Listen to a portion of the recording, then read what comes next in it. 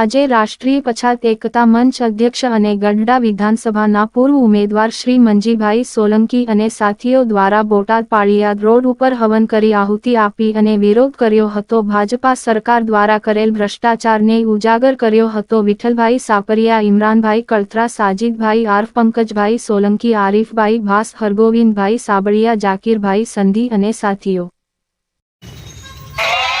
2022 બોટાદની જનતાએ ચૂંટી કાઢેલા આમ આદમી પાર્ટીના ધારાસભ્ય ભાઈ શ્રી ઉમેશભાઈ મકવાણા દ્વારા ગાંધીનગરમાં બેસીને 2000 કરોડની ગ્રાન્ટો ફાળવવાની વાતો કરતા હોય એવું માત્ર ને માત્ર ભાજપના જે ચેલા સપાટા હોય એ બોલે છે અને એના દ્વારા જે આના જે વાતો કરવામાં આવી એવું બોલે છે.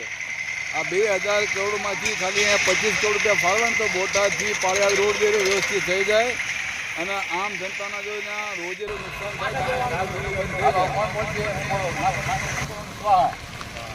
ભાજપાએ ભ્રષ્ટાચારે ભ્રષ્ટ નેતાઓએ ભ્રષ્ટ અધિકારીઓએ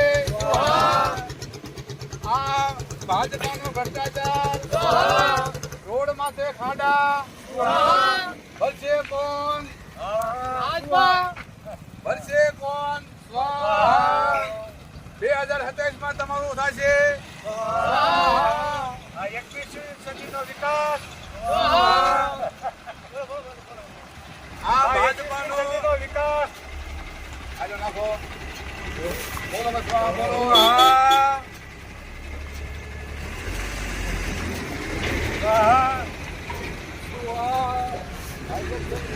ભાજપ સરકાર ઘડી ગયેલા ઘડી ગયો આગ કરવા ગયો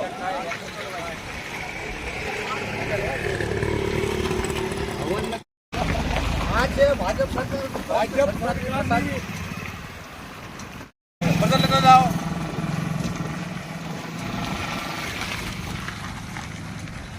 તમારી પછાજી ભાઈ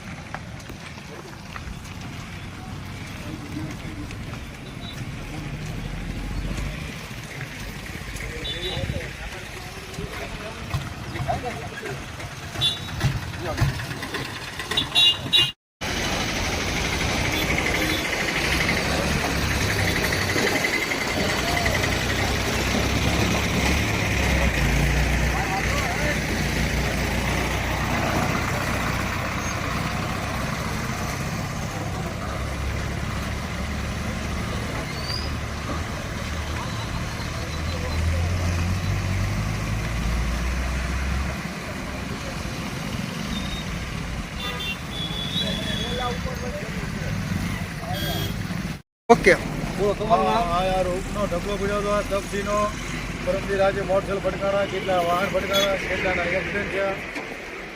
આ ઢગલો પડ્યો 4 દિવસે કાલે કે કેટલા પડે કે ક્યાં આવતી પીડીમાં આવતા ઢગલામાં ચડી જાય વળી પાછા પડે વળી ફટકાય. કોઈ પૂછવાળું નહીં, કોઈ ઘાસવાળું નહીં, કોઈ કહેવાળું નહીં, કોઈ રાજકારણી નહીં, પોલીસ કે નહીં, હર કોઈ વ્યક્તિ કોઈ કહેતો નથી. પડે ઊભા થઈ જાય, પડે ઊભા થઈ જાય. આ ખાડા પૂરો કઈ રોડ નવો કરો સારું તો કરવું પડે ને. એ તો જનતાના હાથમાં છે. જનતા હવે જનતા કોઈ બોલતી નહીં. જનતાને જેમ કે હા કોઈ બોલવું નથી, કઈ કરવું નથી. ઠેકી ઠેકી આ ખાડા વચ્ચે ખાતા નથી, આ બધાને જોતું નથી. ઠેકી ઠેકી જાય છે પણ કોઈને પડી નથી તો બધા હેરાન થાય છે. બરાબર. મારું નામ મંજીભાઈ સોલંકી, રાષ્ટ્રીય પછાત એકતા મંચ રાષ્ટ્રીય અધ્યક્ષ, એનસીપી ગઢડા વિધાનસભાના પૂર્વ ઉમેદવાર. આજે તમે અહીંયા હવન કરવા આવ્યા છો. આ શેને માટે હવન કર્યું? હવન અમે એ માટે કર્યો છે કે આ ભાજપા સરકારનો ભય, ભૂખ, ભ્રષ્ટાચાર, તાનાશાહી અને રોજે રોજ મોટી મોટી જે વાતો કરતા કદાચ એના જો મગજમાં ઉતરે, નજરે ચડે કે ભાઈ તમારા જે આ ભ્રષ્ટાચારના ખાડાઓ જે રહ્યા ને એના કારણે કેટલા લોકોના જીવ ગયા છે, કેટલા લોકોના હાથ પગ તૂટ્યા છે. મજબૂરીને અમારા રોડ માથે ઉતરી અને હવન કરવો પડ્યો હતો કે ભાઈ હિન્દુઓની સરકાર બનેલી હોય તો હોમ હવનથી માનતી હોય અને તો અમે આ હવન કર્યો છે કે જેના કારણે તમારી દિમાગ સુધી અમારી વાત પહોંચે અને આ ખાડા પૂરાય અને જે લોકો રાતના દિવસે નીકળતા તમે જો મોટા મોટા ખાડા પડ્યા રોડ માથે. બોટાદ પાળિયાદ રોડ છે અને આ રોડમાં તો કેટલા લોકોના જીવ ગયા છે, કેટલા લોકોના હાથ પગ ભાંગ્યા છે. અને આખા ભારતની માલિકમાં આવું રોજ બનાવ બને છે. અને એક બકવાસ કરતા પ્રધાનમંત્રી વિકાસની વાતો જે કરતા હોય, રોજ મોટી મોટી વાતો કરતા અમને એ માયલું કાંઈ દેખાતું નથી. જો આવો તમારો વિકાસ હોય તો 2027માં ભારતની જનતા તમને જડમૂળથી ઉખાડી નાખશે. એના માટે બોટાદના તમામ સંગઠનના લોકો, વિવિધ કાર્યકર્તાઓ બધા અહીં આવ્યા અને આજે આ હવન કરી, હવન કુંડીમાં અમે આહુતિ આપી છે.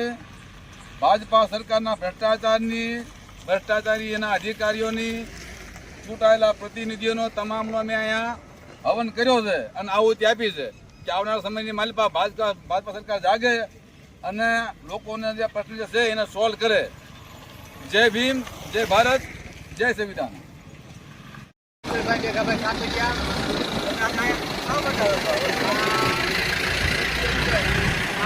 મોટા પડી જાય છે.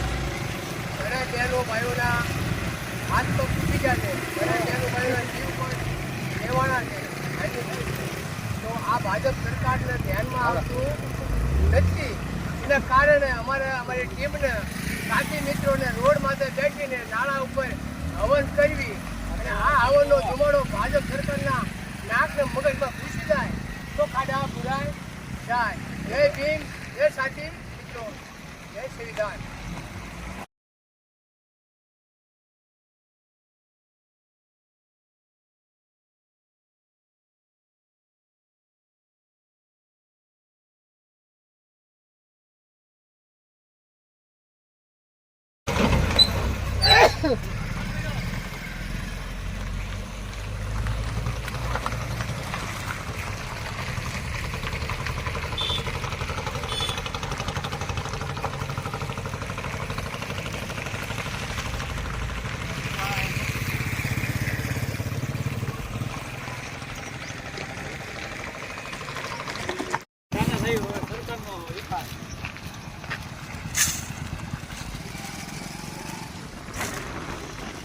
બેવો બેવો એટલે સમાચારમાં બધું આવે. એ હવે બુરસત તે ને ટિકિટ હતી, નવા યાર હતી.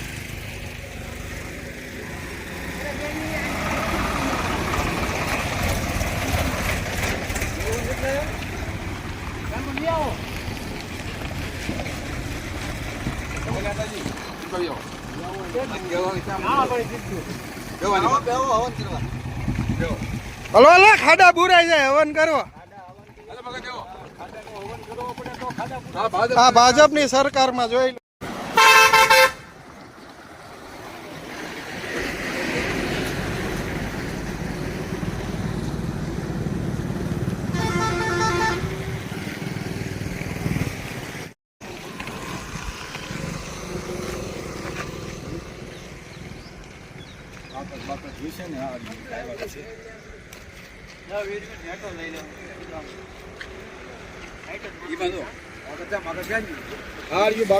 છે આપણી પાસે.